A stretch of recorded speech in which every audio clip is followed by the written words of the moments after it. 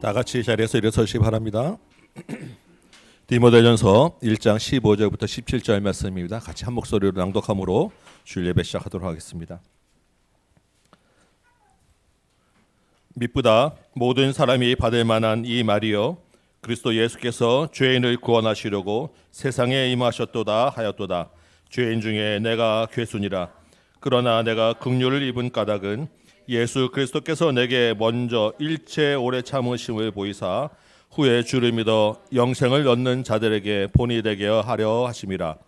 영원하신 왕 곧 썩지 아니하고 보이지 아니하고 홀로 하나이신 하나님께 존귀와 영광이 영원 무궁하도록 있을지어다. 아멘. 고맙고 감사하신 아버지 하나님, 죄인 중에 괴수요 썩어 엎드러져도 할 말이 없는 우리를 큰 긍휼과 은혜로 구원하시고 예수를 믿어 하나님 앞에 서게 하시니 감사합니다. 이 예배가 그 구원의 기쁨과 감격이 넘치는 예배 되게 하여 주옵시고 크신 하나님의 사랑을 감사하며 영광을 돌리는 예배 되게 하여 주옵시고 예수 안에서 새 사람을 입음으로 새 힘과 새 능력 받아 이 땅에서 하나님의 자녀로 살아갈 힘 얻어 돌아가는 귀한 예배 되도록 인도하여 주옵소서. 고맙고 감사하신 예수 그리스도의 이름으로 기도합나이다. 아멘. 다 같이 사도신경으로 우리 믿음을 고백합니다. 나는 전능하신 아버지 하나님 천지의 창조주를 믿습니다. 나는 그의 유일하신 아들 우리 주 예수 그리스도를 믿습니다.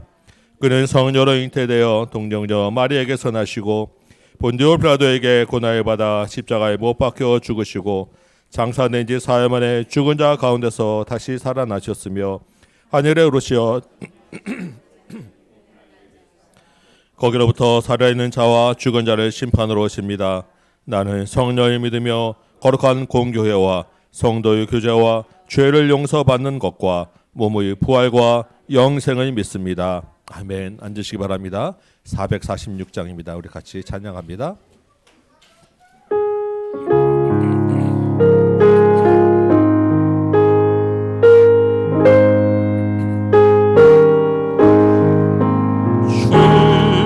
쉼성 외에는 참 기쁨 없도다.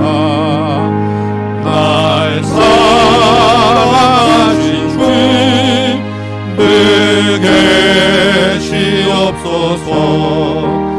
기쁘고 기쁘도다. 항상 기쁘도다. 나 주께 왔사오니 보주옵소서. 나 주께 왔으니 보주시옵소서. 주 함께 계시면 근심 이기네. 기쁘고 기쁘도다. 항상 기쁘도다. 나 주께 왔사오니 보주옵소서. 주 떠나가시면 내 생명 헛되네. 기쁘나 슬플 때 늘 계시옵소서. 기쁘고 기쁘도다. 항상 기쁘도다. 나 주께 왔사오니 보주옵소서.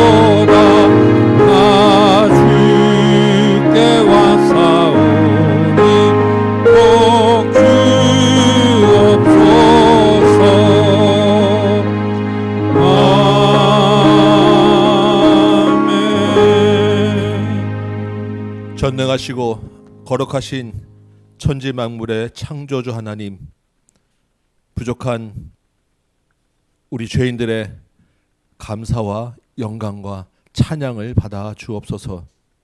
예수의 은혜로 우리가 이 자리에 서게 되었사오니 이 예배가 하나님의 거룩하심과 같이 거룩하고 흠없는 예배되게 하여 주옵시고, 우리 모든 심령이 예수의 보혈로 새 사람을 잇는 귀한 은혜를 허락하여 주옵소서. 주님 앞에 나올 때 아직 연약하여 더러운 것 가지고 나왔고, 근심과 걱정 가지고 나왔고, 주님 앞에 꺼내기 어려운 많은 무거운 것들 가지고 나왔사온데 우리 허물을 용서하여 주옵시고, 이 예배 가운데 기쁨으로 감사로 찬양으로 회복시켜 주옵소서. 이 땅에 아직 하나님이 없다 하고 하나님을 모르는 자들이 많음을 고백합니다. 세상에 많은 음란한 문화가 이 땅을 유혹하고 있음을 고백합니다. 주의 자녀요, 주의 교회의 교만이요 우리의 죄악임을 고백하오니 이 땅을 불쌍히 여겨 주옵시고, 주의 교회들을 다시 한번 세워주시고 강건하게 하셔서 빛과 소금 사명 감당케 하셔서 이 땅을 새롭게 하여 주옵소서. 하나님을 아는 지식으로 하나님의 공의와 정의로 이 땅이 가득 차게 하여 주옵소서. 위정자들과 이 땅을 책임지는 자들에게 주의 은혜를 더하여 주셔서 정직히 행하게 하시고 공의를 행할 줄 알게 하여 주옵시고, 하나님을 두려워하는 자들로 삼아 주옵시며, 이 땅에 다시는 전쟁이 있지 아니하도록 주께서 막아 주옵시고, 곳곳에서 들리는 지진과 전쟁과 많은 불쌍한 피 흘림 가운데서 은혜를 베풀어 주옵소서. 화평케 하여 주옵시고 주님의 은혜로 채워 주옵소서. 우리 교회를 주께서 인도하셔서 여기까지 인도하시니 참으로 감사합니다. 이제 또한 임직식과 위임식이라고 하는 큰 은혜도 허락하여 주셔서 감사합니다. 주님 주신 사명 따라 충성을 다하는 교회 되게 하여 주옵시고, 맡은 직분 잘 감당하는 교회 되게 하여 주옵시고, 무엇보다 하나님을 사랑하는 교회 되게 하여 주옵시고, 그리하여 주님 우리가 꿈꾸는 대로 진실한 성도로 세워지고 온전한 가정이 이루어지고 주님과 세상과 하나 되는 교회 되게 하여 주옵소서. 특별히 우리가 다음 세대를 세우는 비전을 마음에 품었사온데 주여, 이 다음 세대가 하나님을 모르는 다른 세대 되지 아니하도록 인도하여 주옵시고, 우리의 자녀들에게 이 땅의 그 더 큰 어려움 가운데서도 끝까지 믿음을 지킬 수 있는 그 은혜를 허락하여 주옵소서. 어린아이와 장년과 청년과 중직자에 이르기까지 주의 복음 전하며 주님 주신 사명 잘 감당하는 우리 모든 다음 교회 성도되도록 인도하여 주옵소서. 북한 땅과 선교지와 태국과 일본도 주께서 붙들어 주옵시고, 이후에 있을 모든 순서 가운데서 함께하여 주옵시며, 이 예배가 살아있는 예배 되길 소망합니다. 말씀을 전하고 들을 때 성령께서 교회에 주시는 말씀으로 듣게 하시고 전하게 하시고, 그 말씀이 뿌리내려 귀한 열매 맺는 말씀 되도록 인도하여 주옵소서.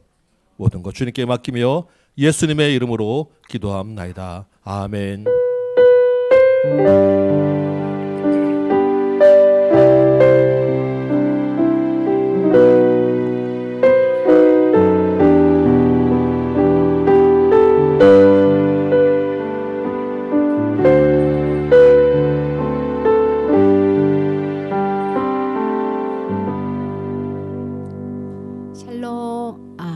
샬롬. 집사님 메인 볼륨 이거 올려주세요. 1번. 샬롬. 네. 조금만 내려주세요. 네. 네. 자, 우리 친구들 전사님 얼굴 보자. 하나님 말씀 들을 준비 몸과 마음으로. 네. 그냥 매주 듣지 이렇게 생각하시면 하나님 말씀으로 안 들려. 전사님 말로 들리지. 자, 이번에 느헤미야 말씀, 느헤미야가 지금 백성들하고 뭐 하고 있었죠?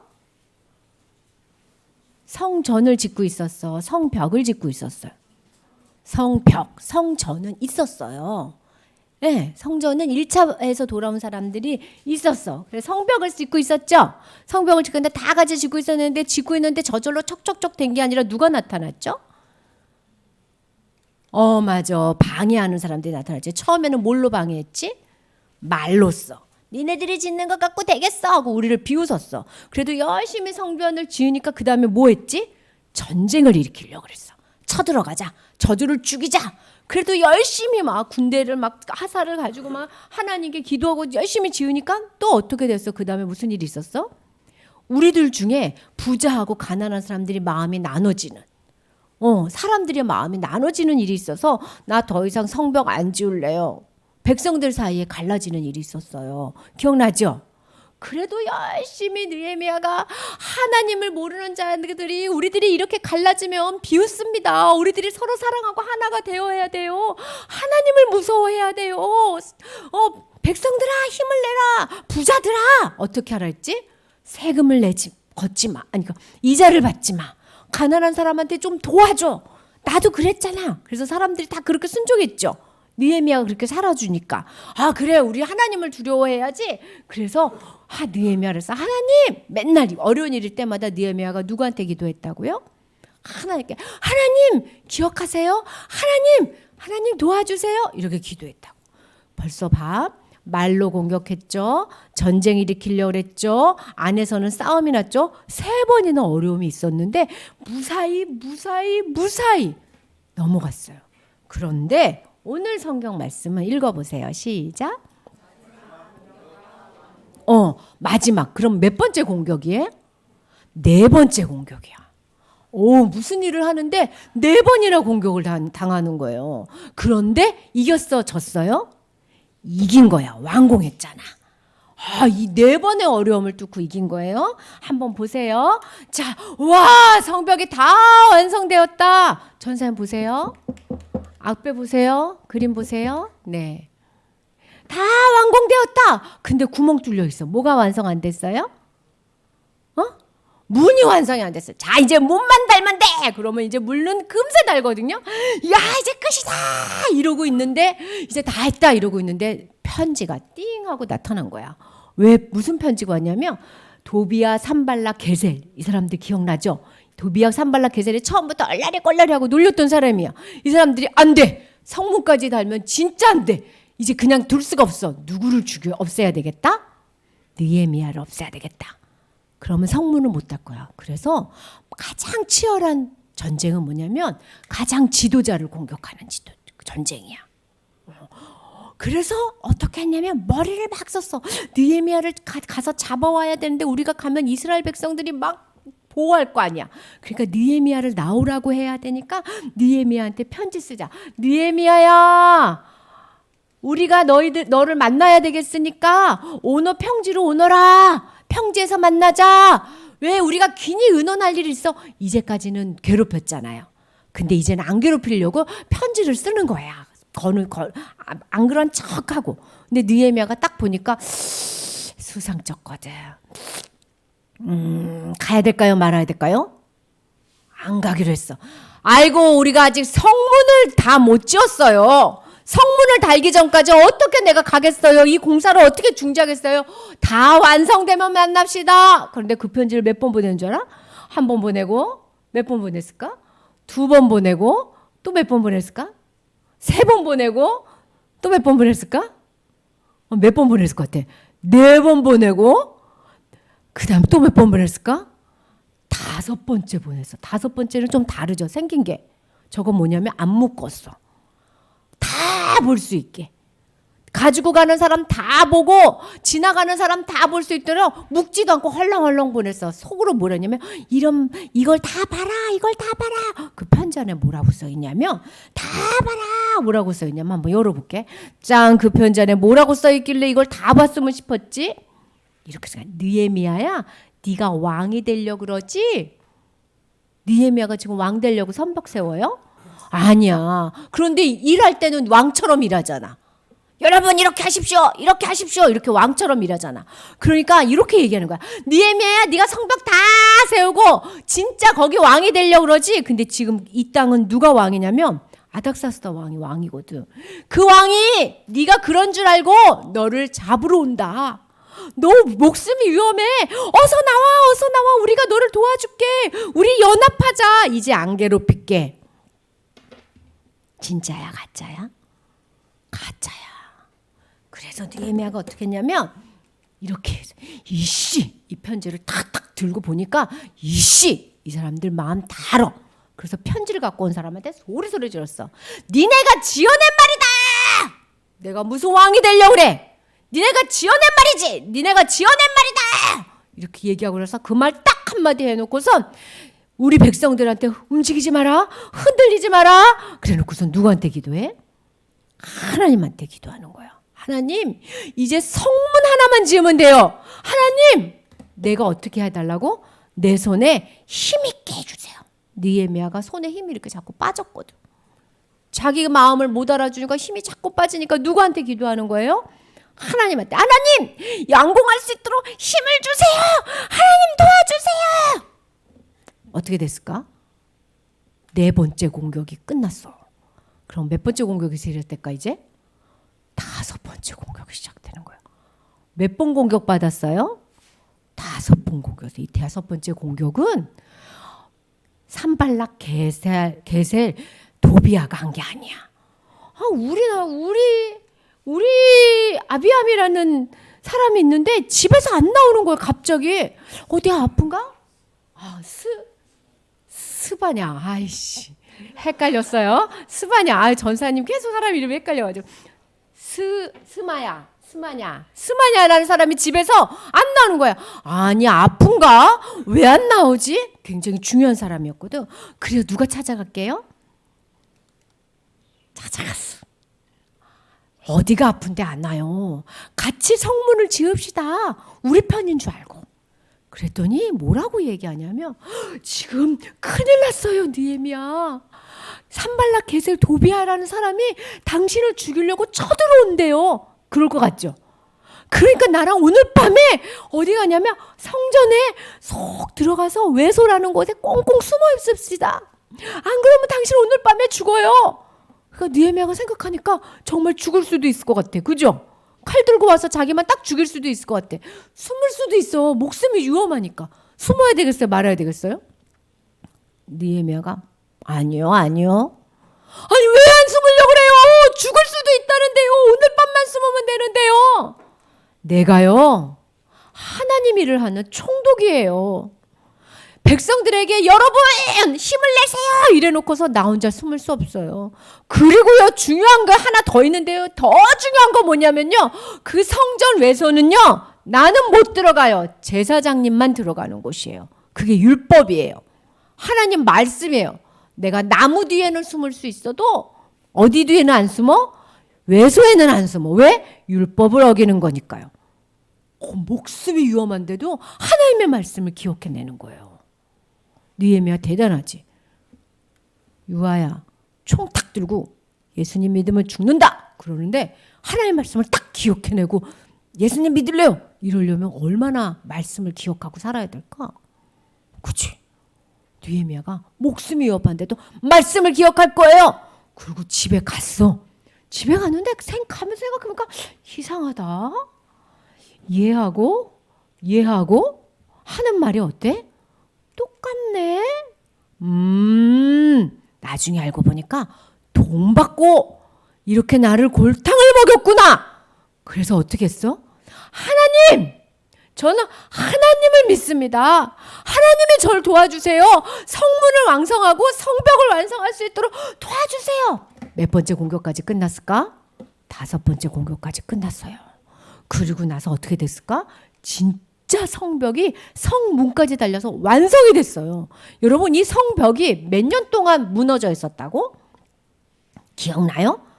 140년 동안. 140년 동안 무너졌었는데 느헤미야가 임금님 저 성벽 완성하러 가도 돼요라고 술 따르다가 얘기했죠.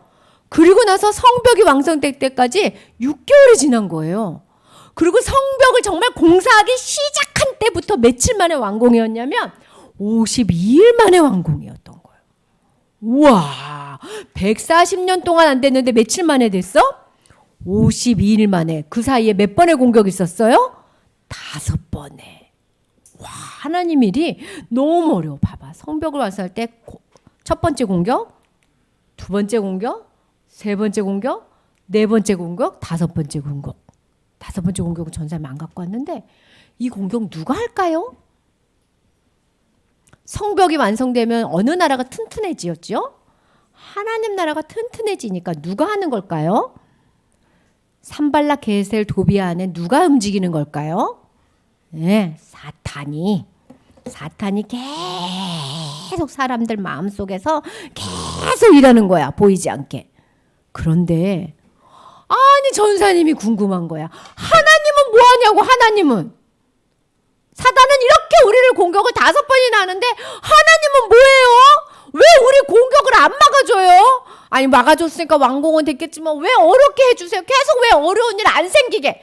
아무 일도 못 생기게 산발락 게셀 도비아가 오늘 밤에 딱 죽으면 좋겠구만. 그런 생각 안 들어요, 여러분? 도대체 하나님은 왜 이런 일을 허락해 주실까? 우리 친구들, 저런 일 있을 동안 느헤미야가 뭐 했다 그랬지? 기도했지. 그럼 느헤미야하고 백성들이 이런 거 있을 때마다 뭐 했다고? 기도하고. 누구를 생각했다고? 하나님을. 그럼 믿음이 점점 어떻게 됐을까? 점점 커져. 사탄은 야! 전사님이 이거를 던지면 깨질까요? 안 깨질까요? 깨져요. 사탄은 야! 우리를 막 던져. 깨트리려고. 그런데 하나님이 떨어지기 직전에 어떻게 할까? 휙 받아줘. 안 깨지게. 그러면서 뭐라는 줄 알아? 사탄이 던져서 깨져서 휙 내려갈 때 아구 하나님 하고 도와주세요. 그럴 때 믿음이 쑥쑥쑥 크는 거 보고 딱 잡아줘. 하나님이 잡아줬네. 하나님 딱 잡아줘. 이걸 몇 번이나 한 거예요? 5번이나. 믿음이 5번 컸어요. 5번. 여러분 잘 생각해봐. 우리 친구들 전사님 말씀대로 하나님께 기도도 하고 말씀도 보고 친구들한테 전도하려고 막 그러면 누가 슬금슬금 우리 친구들 공격할까? 난 하나님 일해야지 하면 무슨 공격이 있을까? 사탄이 공격해. 사탄이 예배드리러 가기가 너무 싫다 이렇게 공격도 하고, 사탄이 야, 제 말 듣지 마, 제 전도하는 거 듣지 마 하고 친구들한테 왕따 당하게도 하고, 무슨 일을 할 때마다 왜 이렇게 되는 게 없지 공격을 해. 다 누구의 공격이라고요? 사탄의 공격이야. 그런데 그 뒤에 누가 계신다고요? 사탄은 공격하지만 하나님은 뭐 하신다고? 서연아 믿음 크는 중이야. 조금만 참아. 예나야 믿음이 크는 중이야. 유아야 믿음이 크는 중이야. 믿음이 크는 건 어려운 일을 통과하는 거야. 누가 잡아준다고요? 안 깨져. 절대로. 그러니까 쑥 떨어질 때 뭐 하면 돼? 하나님 하고 부르면 어떻게 된다고요? 믿음은 쑥 크고 우리는 딱 어려운 일이 생겼어요. 어떻게 하면 돼요? 하나님 하면 돼요. 몇 번이나 할 수 있어요? 5번이나 공격당할 수 있어요. 네. 우리 교회도 계속 사탄이 공격해요. 사탄이 공격하지 않는 교회는 교회가 아니야. 쟤는 믿음을 공격 안 해도 돼. 쟤는 믿음이 없어서 하나님 일 안 해. 이래. 우리 교회도 계속 공격해. 사람들 마음속에서 바깥에서 어려운 일이 있어서 막 공격해. 그럴 때 무슨 생각하면 돼요? 하나님 믿음을 키워주셔서 감사합니다. 기도서 눈 감아봐. 우리 친구들은 뭐가 제일 어려워요?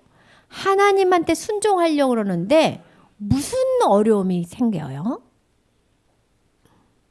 어떤 생각이 들어요? 여러분의 믿음이 크는 중인 것을 기억하세요. 하나님 아무리 어렵고 힘들어도 우리가 하나님만 부르면 우리 깨지지 않고 믿음이 쑥쑥 크는 것을 믿습니다. 어떠한 일이 생겨도 사단 앞에서 하나님 두려워하지 말고 하나님만 바라보게 해주세요. 예수님 이름으로 기도합니다. 아멘. 네, 아멘. 감사합니다. 우리 암송 말씀 한번 봅시다. 오늘 굉장히 짧습니다. 엑기스만 제가 딱 골라가지고 우리 한 절 같이 보도록 합니다. 느헤미야 7장 2절인데 뒷부분만 우리 같이 한번 읽어보고 암송하도록 합니다. 같이 한번 읽어볼까요? 시작. 하나냐는 충성스러운 사람이요 하나님을 경외함이 무리 중에서 뛰어난 자라. 아멘. 저와 여러분이 모두 이런 사람이 되시기 바랍니다. 예, 다시 한번 읽어봅니다. 시작. 하나님을 경외함이 무리 중에서 뛰어난 자라. 아멘. 이 소망 믿음 품고 한번 외워보도록 하겠습니다. 연습해 보세요.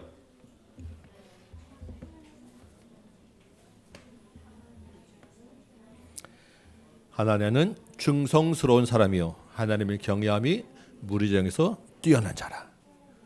하나냐는 충성스러운 사람이요 하나님을 경외함이 무리 중에서 뛰어난 자라. 아멘.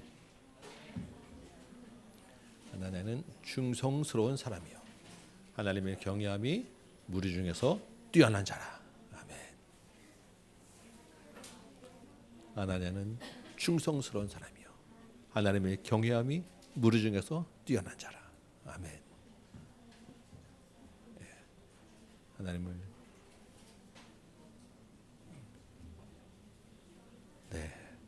쉽죠? 하나냐가 어떤 사람이라고요? 충성스러운 사람, 하나님을 경외한 사람. 네. 마음에 품으시고 연습 한번 해보도록 합니다. 시작. 하나냐는 충성스러운 사람이요 하나님을 경외함이 무리 중에서 뛰어난 자라. 다시 한번 시작. 하나냐는 충성스러운 사람이요 하나님을 경외함이 무리 중에서 뛰어난 자라. 아멘. 자, 일어나서 한번 해보도록 하겠습니다.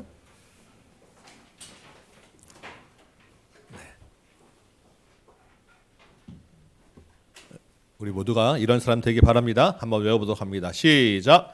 하나냐는 충성스러운 사람이요 하나님을 경외함이 무리 중에서 뛰어난 자라. 아멘.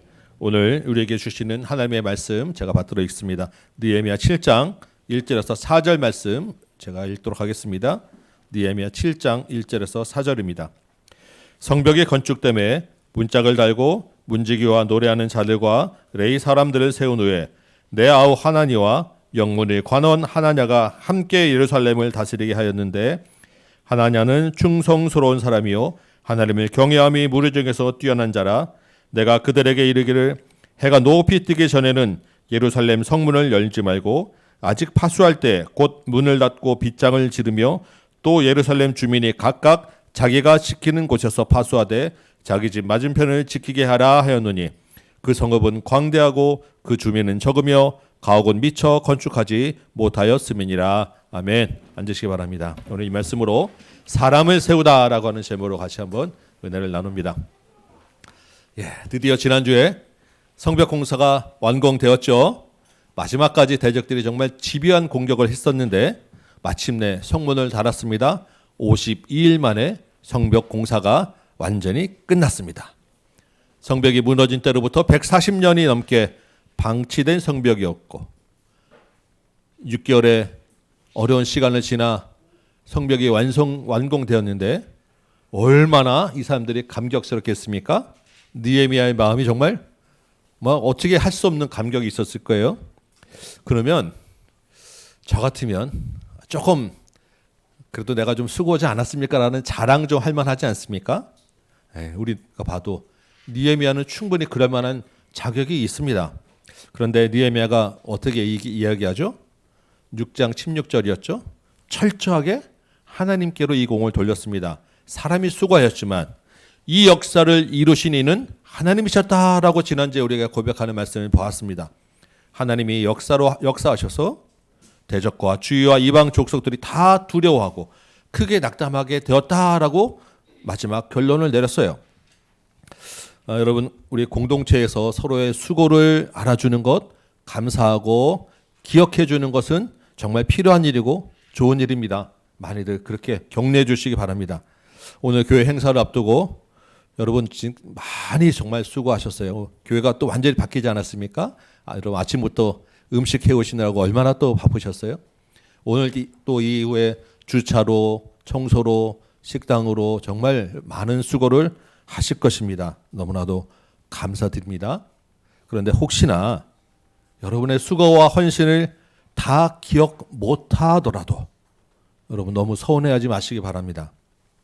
여러분이 지금까지 인생 지내오는 가운데 수고하고 애쓰셨던 일, 그래서 정말 나 이렇게 했어라고 성과를 자랑하고 성공한 기억들을 갖고 싶은 이야기들 많이 있으셨을 거예요. 그것에 대한 인정받고 보상받는 것 너무나 당연한 일입니다. 그런데 그때가 또한 영적으로 위험할 때라는 것 여러분 같이 기억하시기 바랍니다. 그때가 교만하여서 하나님보다 내가 앞서기 쉬운 때라고 생각하시기 바라고 선줄로 생각할 때 넘어질까 조심하는 여러분 되시기 바랍니다. 느헤미야가 자신이 영광과 칭찬을 받을 그러한 시점에 충분한 자격이 있음에도 불구하고 하나님께서 이 역사를 이루셨다라고 이야기하셨어요. 느헤미야라고 하는 이름이 무슨 뜻이라고 하였습니까? 하나님이 위로하셨다. 모든 것을 다 아시는 하나님이 기억하시고 하나님이 위로해 주심을 믿었던 것 아니겠어요? 우리가 지금까지 봤지만 느헤미야가 속상했던 기억들, 힘들고 어려웠던 순간에 어떻게 합니까? 하나님께 가지고 나가서 기도했어요. 그렇다고 하면 기쁜 일, 감사하고 영광받는 일도 마찬가지로 하나님께 가지고 나가서 드려야 되는 것이 마땅하지 않겠습니까? 그야말로 범사에 모든 일이 다 하나님이 주관하고 계시다라는 것을 믿는 믿음으로 느헤미야가 여기까지 온 거예요. 우리의 범사도 마찬가지입니다. 하나님의 위로를 받는 여러분 되시기 바라고 하나님의 위로하심으로 기뻐하시는 여러분 되시기 바랍니다. 자, 이제 여러분 성벽 공사가 다 끝났어요. 그러면 이제 그 다음에는 어떤 일을 해야 되겠습니까? 농담으로 우리 이렇게 사람들이 얘기하다 보면 통일이 되면 누가 제일 먼저 북한에 간다 얘기합니까? 부동산 개발업자들. 예. 성벽이 완성되었으면 그 다음에 뭐 해야 돼요? 도시 개발을 해야죠. 도시가 부흥되도록 인구도 다시 유입되도록 자기 못 지었던 건물도 짓고 도로도 세우고 이런 도시 개발들을 해야 되는 것입니다. 그동안은 성벽이 무너지면서 수시로 대적들이 왔다 갔다 하면서 이 예루살렘 그 도시가 안정되지 못했던 거예요. 그래서 인구를 늘리는 정책, 도시를 세우는 정책들을 피고 이 일들을 진행해야 되는데 그러려면 그 일을 감당할 사람들을 세워야 됩니다. 오늘 이제 7장에서는 그 이야기들을 같이 나눌 거예요. 지금까지 느헤미야가 하나님의 사람으로서 성벽 공사를 완성해 볼 때 굉장한 능력이 있는 행정가였습니다. 이제 그 다음 일들은 또 어떻게 해나가는지 오늘 본문을 보면서 또한 은혜를 나누고자 합니다. 1절 볼까요? 성벽이 건축되고 문을 다 닫았습니다. 자, 고대에는 이 성을 중심으로 하는 사회이기 때문에 이 성문이 굉장히 중요해요. 모든 공격이 다 성문으로 집중돼서 성문이 뚫리면 성이 무너지는 것이고 성문이 경제와 사회의 모든 중심지가 되는 그러한 사회입니다. 그러면 이제 성벽이 완성된 다음에는 이 성문을 관리하는 사람을 세우는 것은 아주 중요한 일이에요. 그래서 성문을 관리하는 파수꾼들이나 성문 경비하는 경비대가 굉장히 능력 있는 사람들을 세워야 되는데 느헤미야가 1절에서 성문을 관리하도록 누굴 세웁니까? 문지기와 노래하는 자들과 레위 사람들을 세운 거예요. 자, 일단 문지기는 그런가 보다라 별 문제 없죠. 여러분 노래하는 사람을 왜 세웁니까? 성문 지날 때 옆에서 왔다 갔다 노래 소리 들으라고 노래하는 사람을 세우겠습니까? 레위 사람들을 왜 성문 앞에 세우겠습니까? 성문을 지키고 관리하는 일과는 좀 어색하지요. 이 사람들이 왜 여기 있으며 느헤미야는 왜 이 사람들을 세웠는가라는 것입니다. 이 조금 본문을 쭉 내려가 보면 7장 43절 한번 볼까요? 7장의 내용들은 1차 포로 귀한 자들의 명단이 쭉 기록되어 있는데 43절 보면 레위 사람들은 하고 그 다음에 노래하는 사람들은 문지기들은 이렇게 한 단락으로 같이 나옵니다. 이게 다 누구라고요? 레위 사람들 안에 문지기와 노래하는 사람들이 다 포함된다는 거예요. 이 똑같은 명단이 어디 있냐면 에스라 2장 40절에도 있었습니다. 우리가 다 봤던 이야기들이에요. 레위 사람들 밑에 노래하는 사람들, 문지기들. 이것은 레위기나 신명기에도 똑같이 다 그 사람들에게 레위 지파에게 맡겨졌던 직분들입니다. 그렇다고 하면 여기에 문지기도 성전 문을 관리하던 사람을 이야기하는 거고요. 노래하는 자들도 성전에서 예배하는 노래하는 사람들을 말하는 것이고 모두 다 레위 지파, 레위인들이었다라는 거예요. 여러분, 이 포로에서 돌아올 때 레위 사람들이 어떠했습니까? 가장 숫자가 작았어요. 안 돌아오고 하는 사람들 억지로 끌어다가 데려왔기 때문에 제일 많이 필요로 하는데도 불구하고 제일 작은 사람들인데 성전을 관리하기에도 부족한 사람들을 뽑아서 다시 성문 앞에 세운 것입니다. 왜 느헤미야는 이 사람들을 성문에 세워서 그 중요한 일을 맡기게 했겠냐라는 거예요. 물론 이 사람들이 성전을 관리했으니까 노하우가 있는 사람들이었으니까 세웠다라고 생각할 수도 있습니다. 그렇지만 그렇게 생각하기에는 숫자나 환경이 너무 그렇지 않은 것 같아요. 또 다른 이유들이 의미가 있었다라는 것입니다. 느헤미야가 처음 제가 말씀 앞에 나올 때 이 성벽 공사를 무엇으로 생각했습니까? 하나님이 하신 역사로 생각했습니다. 맞습니까? 그렇다고 하면 이 느헤미야가 생각하는 이 성벽 공사는 성전을 더 확장시킨 공사를 한 거예요. 이해되십니까? 하나님의 사람이 제사장만 하나님의 사람이 아니고 레위 사람들만 하나님을 예배하는 사람이 아니라 이스라엘 전체 공동체가 하나님을 예배하는 하나님의 백성이다라고 하면 이 이스라엘 전체가 살고 거주하는 이 예루살렘, 성전이 있는 예루살렘 전체가 하나님의 성전이다라고 믿은 거예요. 이 성벽 공사를 성전을 확장시킨 공사를 했다라고 믿은 것입니다. 그렇다고 하면 당연히 이 확장된 성전을 관리하는 일도 누가 해야 됩니까? 레위 사람들이 해야 되는 거예요. 이 확장된 성전에서 가장 중요한 일, 성전을 관리하고 하나님을 예배하는 것을 돕는 일, 레위 사람들이 해야 된다라고 믿었던 것입니다. 여러분, 이 느헤미야의 믿음이 좀 유별나다고 생각하십니까? 아니, 뭐 그렇게까지 생각해? 우리가 잘 아는 고린도전서 3장 16절에는 이런 말씀이 있습니다. 너희가 하나님의 성전인 것과 하나님의 성령이 너희 안에 계시는 것을 알지 못하느냐. 여러분 각자는 다 성전입니다. 교회만 성전이 아니고 여러분 각자가 다 성전이에요. 성전은, 지금의 교회는 여러분 각자의 삶의 터전으로 이 땅에 고르게 퍼져 있고 확장된 것입니다. 여러분이 어떻게 성전이 되었습니까? 예수 그리스도가 여러분 안에 계심으로 여러분이 가는 모든 삶의 터전은 다 성전이 된 거예요.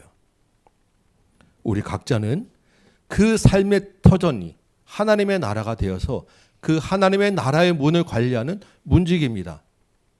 여러분 각자는 하나님의 그 나라에서 하나님을 예배하는 예배자입니다.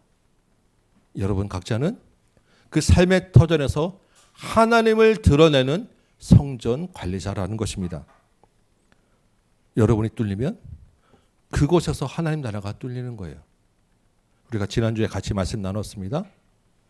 복음의 문은 절대 타협하고 양보할 수 없다.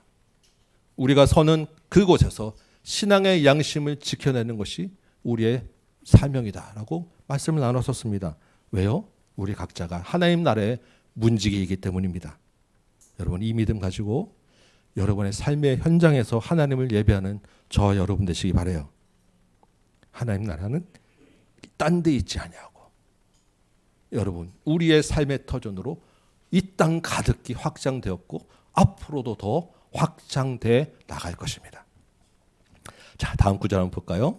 우리 3절 뒷부분을 좀 보도록 합니다. 3절 뒷부분 보면 이렇게 되어 있습니다. 또 예루살렘 주민이 각각 자기가 지키는 곳에서 파수하되 자기 집 맞은편을 지키게 하라라고 되어 있습니다.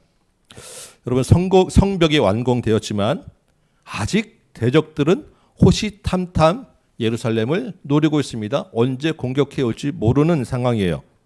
그런데 4절 보니까 그 성읍은 넓지만 아직 그 주민은 적고 가옥은 미처 다 건축되지 못하였다라고 되어 있습니다. 도시가 아직 완성되지 않은 거예요. 사람들이 얼마 되지 않은 상황에 아직도 해야 될 일이 많고 여러 가지로 부족합니다. 오죽하면 3절 보니까 이른 아침부터 성문이 활짝 열려서 경제가 활성화되고 사람들이 오가야 되는데 성벽 그 성문을 일찍 열지 말라는 것입니다. 해가 다 뜬 다음에 사람들이 다 일어날 때 열었다가 오후 늦게까지 다 열어놓지 말고 해 지기 전에 빨리 닫아라. 왜? 관리하기 어려우니까. 시스템적으로, 공권력으로, 행정적으로 이 성읍을 보호할 수 없기 때문에 다 깨어있을 때 잠깐만 열고 닫자. 우리를 스스로 보호하기 위해서 지금 그 상황입니다. 그럴 때 어떻게 해야 됩니까? 여러분의 가정, 여러분의 집 주변은 여러분 스스로 지키라라고 지금 느헤미야가 이야기하고 있는 것입니다. 여러분, 우리가 가족이라고 하는 것, 이 가정이라고 하는 것은 생각할수록 참 오묘합니다. 우리가 원하지도 않았고 누가 올지도 모르는데 어떻게 하다 보니까 다 가족이 되었어요. 그렇죠? 근데 가족이 되었는데 이제 한번 가족이 되면 끊을래야 끊어지지도 않습니다. 참 신기하죠. 이 많은 사람 중에서 어떻게 이 사람들과 가족이 되었을까요? 하나님이 특별하게 맺어주신 관계입니다. 그래서 이 가정 안에서 가족끼리 가장 많은 사랑을 주고받고요. 반대로 상처도 가장 쉽게 받습니다. 가장 먼저 하나님을 알게 되는 곳인데 하나님을 쉽게 떠나게도 되는 것이 가족입니다. 그래서 이 가족 관계는 좋으면서도 참 유지하기가, 잘 맺기가 어렵습니다. 저도 참 그래요. 우리 가족들을 다 그 마음들, 그 생각들을 알아주지도 못하고 필요한 것 다 채워주지도 못해서 늘 미안한 마음을 가지고 있고, 그러면서도 한편으로는 기대하는 것은 많아서 그 가족들을 힘들게 할 때가 많은 것이 현실입니다. 여러분 비슷하지 않겠습니까? 오죽하면 우리 믿는 사람들끼리 목회자들 만나면 이런 얘기 들어보셨을 거예요. 예수님이 땅끝까지 증인이 되다 하는데 땅끝이 어디냐? 땅끝이 가정이다. 제일 힘든 곳, 제일 멀리 있는 곳, 그게 땅끝이다. 특히 부부간에 내 땅끝이야. 이런 농담도 많이 합니다. 그런데 여러분, 가정이야말로, 가족이야말로 우리가 지키고 보호해야 될, 영적으로 책임져야 될 가장 중요한 장소라고 오늘 이 성경은 이야기하고 있습니다.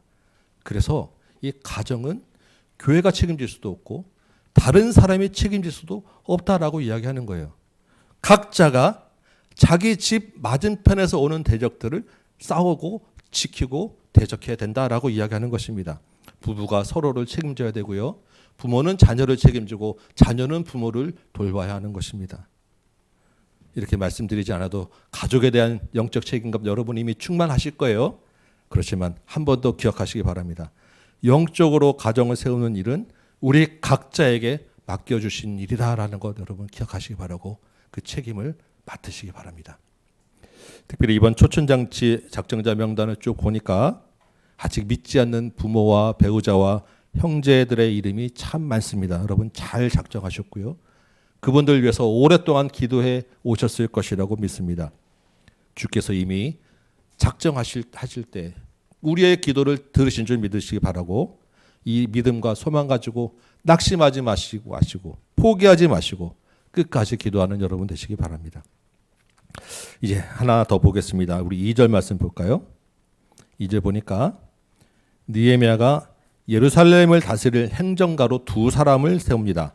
하나는 느헤미야의 동생으로 보여지는 하나니라고 하는 사람이고요.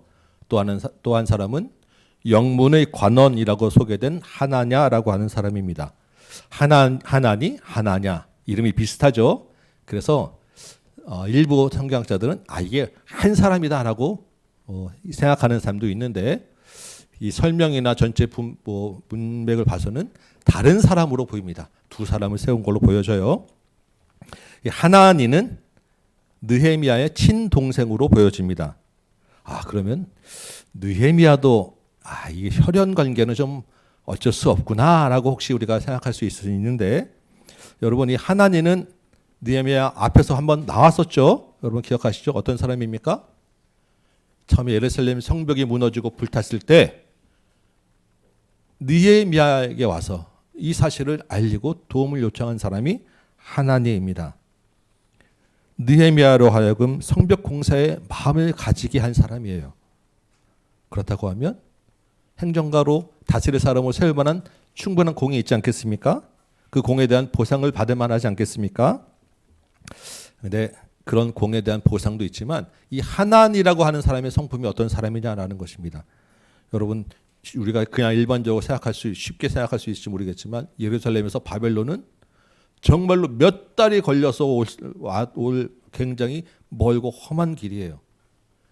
그 먼 길을 그 예루살렘 성벽에 대한 그 아픔을 가지고 그리고 다시 세워주었으면 하는 소망을 가지고 느헤미야까지 바벨론까지 달려온 것은 하나님에 대한 열정과 믿음이 있지 않으면 충성스러운 사람이 아니면 있을 수 없는 일인 거예요. 하나님 나라에 대한 느헤미야에게 오면 하나님께 기도해서 이 일이 해결될 것이다라고 하는 열정과 비전을 가지고 있지 않으면 불가능한 일입니다. 하나님은 그런 사람이었다는 거예요. 하나님 나라에 대한 열정이 있는 사람이었고 비전이 있는 사람이었고 소망이 있는 사람이었다라는 것입니다. 예루살렘이 죄송합니다. 성벽이 무너짐으로 해서 하나님의 이름이 수치를 당하는 것을 견딜 수 없어 했던 하나님을 사랑했던 사람이 하나니였다는 거예요. 그런 사람을 혈연과 관계없이 예루살렘을 다스릴 지도자로 세운 것입니다. 하나냐는 어떤 사람입니까? 영문의 관원이라고 되어 있습니다. 아마 이미 어떤 관리직을 맡은 사람이었던 것 같아요. 근데 그것이 어느 정도 수준인지는 알 수 없습니다. 그런데 더 중요한 것은 그 다음에 있는 소개입니다. 오늘 암송했던 말씀이죠. 충성스러운 사람이었고 하나님을 경외함이 무리 중에서 뛰어난 사람이었다라는 것입니다. 이 충성과 하나님을 경외함이 느헤미야가 사람을 세우는 첫 번째 제일 중요한 기준이었다라는 거예요. 동족의 어려움을 가지고 먼 길을 달려왔던 하나님 역시 이 충성과 하나님의 경외함에 충족되었기 때문에 사람을 세운 거예요. 여러분 충성이 무엇입니까? 충성? 군인들이 충성하는 그런 경례 구호 정도입니까? 시키는 일 물불 안 가리고 무조건 해내는 사람을 충성되다고 이야기합니까? 그런 충성도 있겠지만요. 성경에서 말하는 충성, 이 본문에서 말하는 충성이라고 하는 히브리어 원어는 에메트라고 하는 단어입니다. 이 말은 신실하다라고 하는 뜻입니다. 진실하다라고 하는 거예요. 신실함, 진실함. 충성이라고 하고 충성이라는 것은 겉과 속이 한결같은 신실한 사람을 충성스럽다라고 이야기하는 것입니다. 거짓되고 말이 자꾸 바뀌는 사람을 충성스럽다라고 이야기하지 않아요. 자기 맡은 자리와 책임을 쉽게 버리고 이 자리에서 저 자리로 왔다 갔다 하는 사람을 충성스럽다고 이야기하지 않습니다. 자기에게 이익이 되면 따르고 불리하면 따르지 않는 것 충성이 아니라고 이야기합니다. 그런데 여러분 이 충성이라고 하는 것이 누구에게서 발견되냐 이 문제입니다. 여러분 사람에게서는 온전한 충성을 찾아보기 어렵습니다. 충성이라고 하는 것은 하나님의 성품이에요. 우리가 이야기하죠. 진실하신 하나님. 진실하신 하나님 우리 찬양하지 않습니까? 그 하나님이 바로 충성. 하나님의 성품이 바로 충성이라는 것입니다. 그래서 하나님이 세우는 사람, 하나님의 세우는 기준은 바로 이 하나님을 닮아가는 사람, 하나님을 닮아서 충성스러운 사람을 세우는 거예요. 신약에 보면 고린도전서 4장 1절에서 이렇게 이야기합니다. 사람이 마땅히 우리를 그리스도의 일꾼이요 하나님의 비밀을 맡은 자로 여길지어다. 우리는 그리스도 안에서 하나님 나라의 비밀을 맡은 일꾼이다라고 이야기하는 것입니다. 저는 목회자이고 오늘 위임을 받으니까 여러분 생각에 혹시 목사님은 일꾼 맞는데 나는 아니야 라고 혹시 생각할지 모르겠습니다. 그런데 본문은 분명히 이야기하죠. 사람은 하나님 나라의 비밀을 맡은 사람입니다. 저만 사람입니까? 여러분도 사람이에요. 저와 여러분 모두 다 하나님의 비밀을 맡은 자라는 것입니다. 그러면 그 4장 2절에는 어떤 구절이 있는지 말씀드릴까요? 맡은 자에게 구할 것은 충성이니라 라고 이야기합니다. 저와 여러분 모두에게 하나님 나라의 비밀을 맡은 모두에게 요구되는 것은 충성이라는 것입니다. 충성이 뭐라고요? 하나님을 닮아가는 신실함이다 라고 이야기하는 것입니다. 몇 년 전에 우리 교회 중직자들을 세울 때, 장로님, 권사님, 또 안수 집사님을 세울 때 중직자들과 여러분들에게 제가 이 충성에 대해서 말씀을 드렸습니다. 충성은 이런 것이야. 이렇게 하는 것이 충성이야라고 가장 간단한 기본적인 것을 말씀드렸는데, 충성이 뭐라고 말씀드렸지 혹시 기억하십니까? 신실함으로써 나타나는 충성은 자리를 지키는 것입니다. 자기가 맡은 자리, 있어야 할 자리를 채우는 것이 충성의 가장 기본이에요. 거창하게 내가 무엇을 해야지, 하지 말아야지, 이거는 그 다음 이야기입니다. 충성된 사람은 자기가 있어야 할 자리에 앉아 있는 사람이 충성된 사람이에요. 그 사람을 가장 고마워하는 것이고 그 사람에게 다른 일을 맡길 수 있는 거예요. 여러분이 앉아야 될 자리가 어디입니까? 예배의 자리. 하나님 보시기에 충성스러운 사람이 누구겠습니까? 예배의 자리에 신실하게 묵묵하게 그 자리를 지키는 사람이에요. 그 다음엔 어떤 사람이겠습니까? 하나님의 사람으로 있어야 할 자리에 있는 사람이에요. 기도의 자리, 섬겨야 할 자리, 봉사해야 할 자리, 전도해야 될 자리, 선교해야 될 자리. 정말 감사한 것은 여러분이 그동안 여러 가지 교회 일에 그야말로 온 교인이 다 자리를 지켜주신 것 너무너무 감사드려요. 쉽지 않습니다. 성경 강좌까지, 목장까지 늦게까지 남아있는 것. 좀 유별나서 우리가 또 합숙하면서 성경 강좌하지 않습니까? 여러분 다 들어오시고 자리 지켜주신 것 너무나 감사한 일이고, 선교하자, 전도하자 할 때 빠짐없이 다 나가주신 것 감사한 일입니다. 정말로 여러분 충성스러운 사람들입니다. 그런데 여러분 그거 아십니까? 여러분이 처음 우리 교회에 오실 때 하고 지금 여러분의 모습이 많이 달라져 있다는 거예요.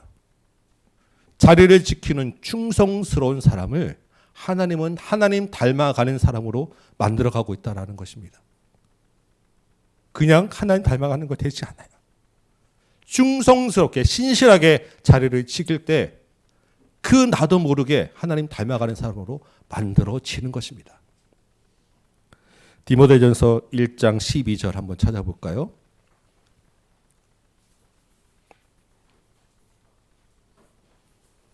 디모데전서 1장 12절입니다.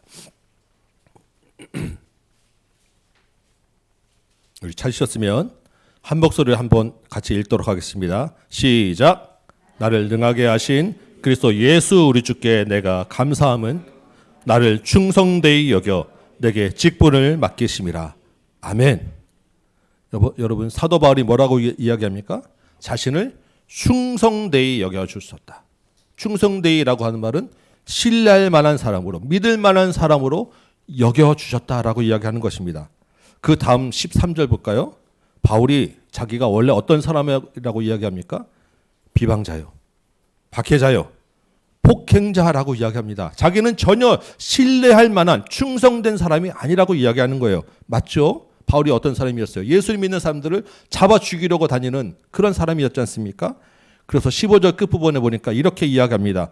나는 죄인 중에 내가 우두머리라. 내가 죄인 중에 괴수다라고 이야기하는 것입니다.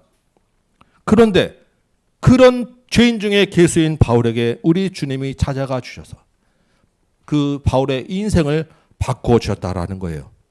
전혀 믿을만 하지 않고 전혀 신실하지 않은 자였는데 충성되다라고 여겨주셨다라는 것입니다.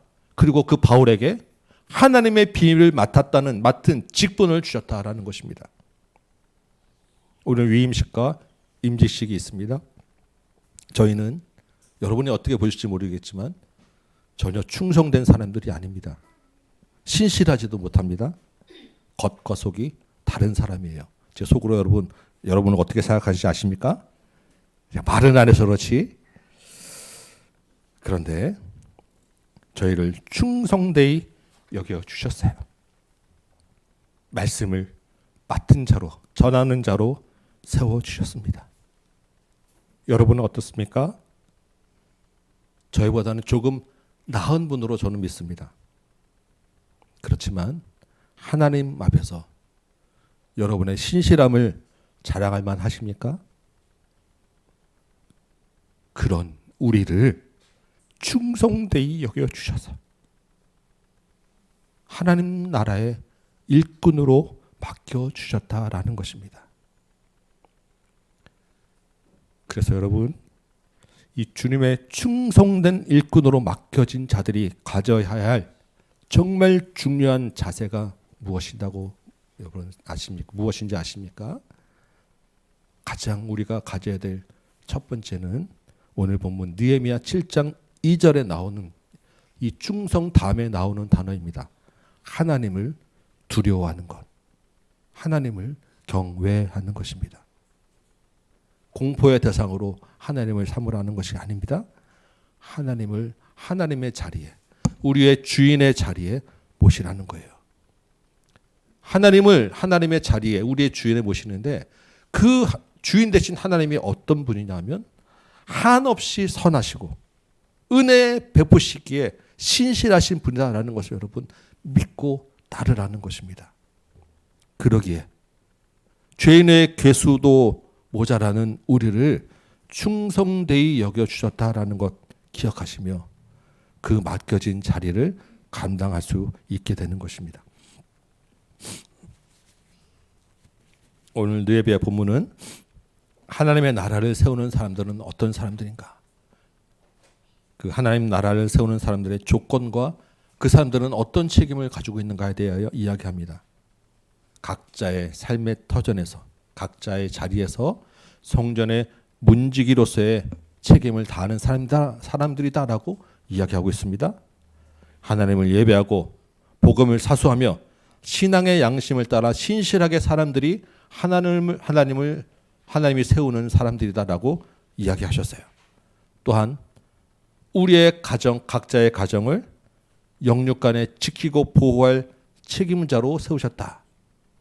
가정을 하나님 공동체로 세우는 책임을 맡겨주셨다라고 우리에게 말씀하셨습니다. 그래서 이 사명을 맡은 자들에게 요구되는 첫 번째 자세가 바로 충성이다라고 이야기하였습니다. 사람에게 보이는 권력에 충성하는 것이 아니라 하나님을 닮아가는 충성, 하나님 나라에 있어야 할 자리를 지키는 사람, 그 신실함이 충성이다라고 이야기하였어요.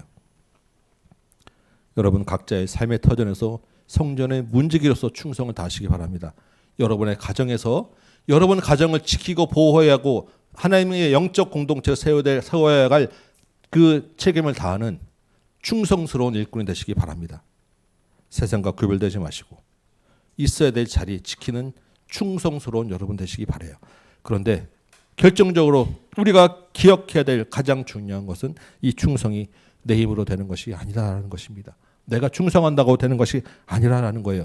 내가 이만큼 충성해서 나는 이렇게 신실하게 나는 이렇게 내 자리를 지킬 거야 라고 자랑할 수 있는 자리가 아니라는 것입니다. 우리의 자랑은 오직 우리 안에 있는 예수 그리스도죠. 그리스도와 함께 신실하신 하나님을 두려워하는 여러분 되시기 바랍니다. 그리스도와 함께 신실하신 하나님을 예배하는 여러분 되시기 바랍니다.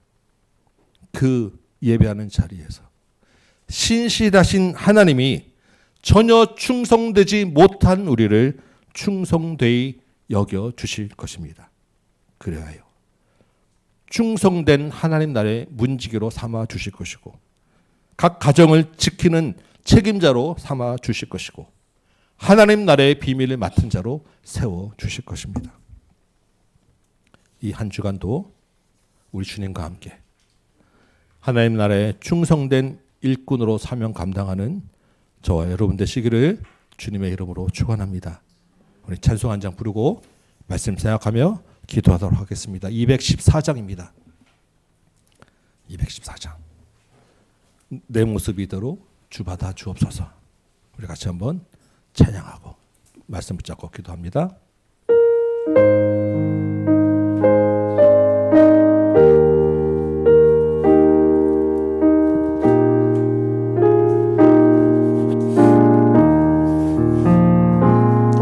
나 주의 도움 받고자 주 예수님의 빕니다.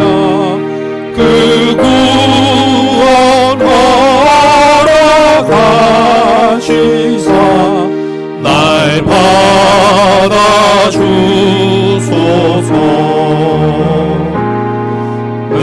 모습 이대로 주 받아 주소서. 날 위해 돌아가신 살 날 받아 주소서. 큰 죄에 빠져 영죽은 날 위해 피 흘렸으니 주 형상대로 빚으사 날 받아 주소서. 내 모습 이대로 주 받아 주소서. 날 위해 돌아가신 주 날 받아 주소서. 내 힘과 결심 약하여 느껴지기 쉬우니 주 이름으로 구원해 날 받아 주소서. 내 모습 이대로 주 받아 주소서. 날 위해 돌아가신 주 날 받아 주소서. 내 주님 서신 발 앞에 나 꿇어 엎드렸으니 그 크신 역사 이루게 날 받아 주소서.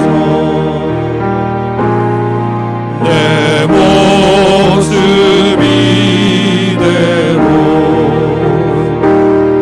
주 받아 주소서. 날 위해 돌아가신 주 날 받아 주소서.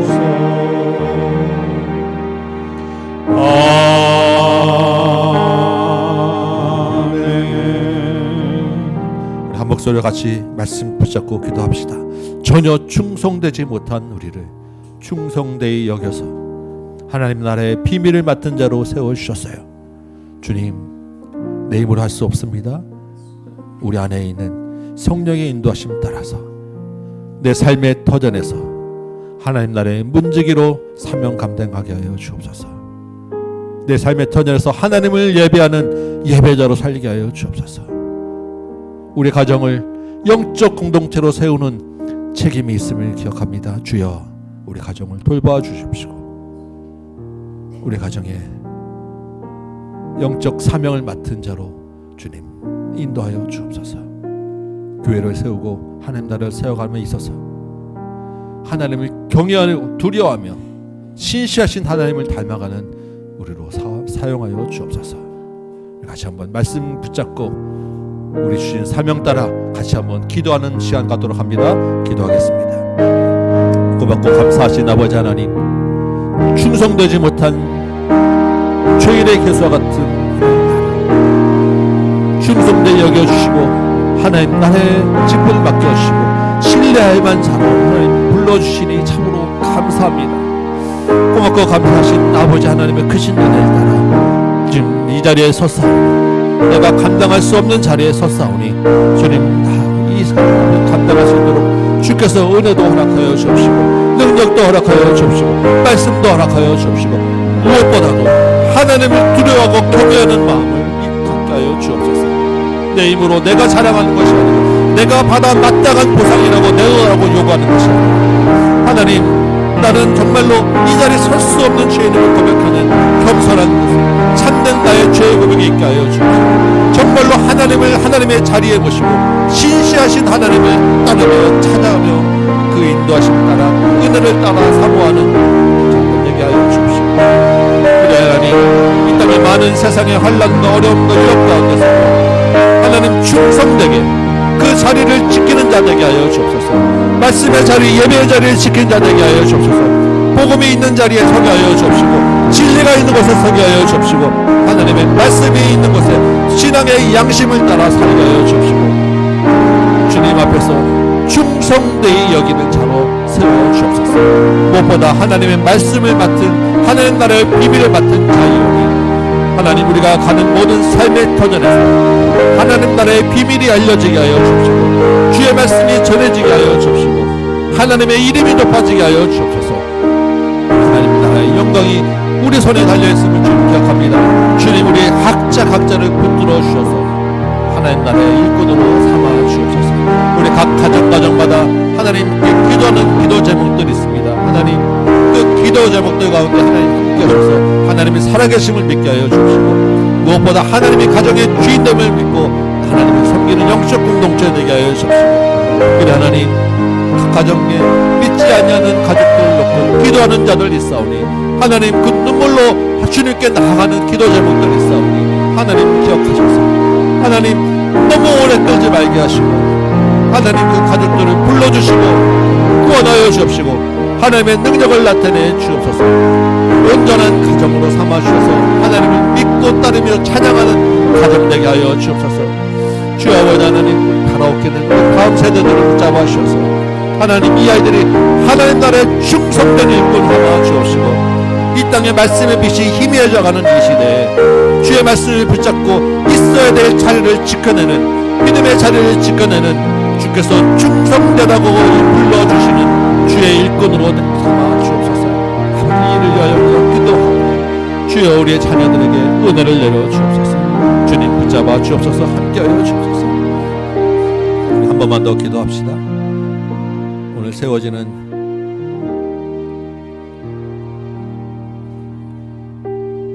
목회자들을 위하여 여러분 기도해 주시기 바랍니다. 정말로 부족합니다. 주님 손에 붙들리지 아니하면 넘어질 수밖에 없는 연약한 저희들입니다. 주님 충성된 자로 세워지게 하여 주옵소서. 신실한 자로 세워지게 하여 주옵소서. 하나님을 두려워하는 자로 세워지게 하여 주옵소서. 여러분 우리 목회자들을 위하여 우리 저와 우리 홍현주 주목을 위하여 한 번만 더 기도해 주시기 바랍니다. 기도하겠습니다. 주님 아버지 부족합니다. 아버지 하나님 감히 제가 있을 수 없는 자리에 하나님 섰습니다. 너무나도 부끄러울 뿐이고 너무나도 이 무게가 감당하기 어려움을 고백합니다. 아버지 하나님 주님 어떻게 지금 이 자리에 서겠습니까? 주님 아버지 전혀 신실하지 못하고 전혀 충성되지 못한 자가 하나님 이 자리에 섰습니다. 어찌하면 좋겠습니까? 주님의 은혜를 구합니다. 하나님의 신실하신 능력을 구합니다. 주님 닮아가기 원하고 주님 경외하기 원하고 주님 두려워하기 원하고 주님을 사랑하기 원합니다. 주님 선줄로 착각하지 말게 하시고 교만한 자 되지 말게 해 주십시오. 겉과 속이 다른 자 되지 말게 해 주십시오. 하나님 앞에서 순전하고 온전한 자로 세워 주옵소서. 오직 하나님만을 바라보는 자 되게 하여 주옵소서. 하나님을 의지하는 자로 세워 주옵소서. 주여 하나님 주님 충성된 일꾼 되게 하여 주옵소서. 아버지 주님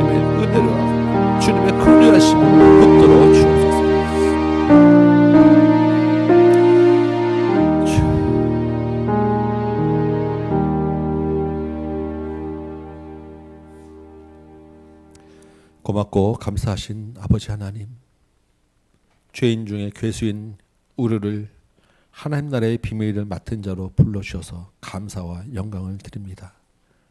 우리 힘으로 할 수 있는 것이 아님을 고백하오니 우리 안에 있는 예수 그리스도를 믿음으로 그 성령의 인도하심 따라 살게 하여 주옵시고, 각자 삶의 터전에서 하나님 나라의 문지기로 살게 하여 주옵시고, 하나님을 예배하며 영적 가족 공동체를 세워나가게 하여 주옵시고, 있어야 될 자리, 하나님의 사람으로 있어야 될 자리를 지키는 자들 되게 하여 주옵시고, 무엇보다 하나님을 사랑하고 하나님을 두려워할 줄 아는 자들 인도하여 주옵소서.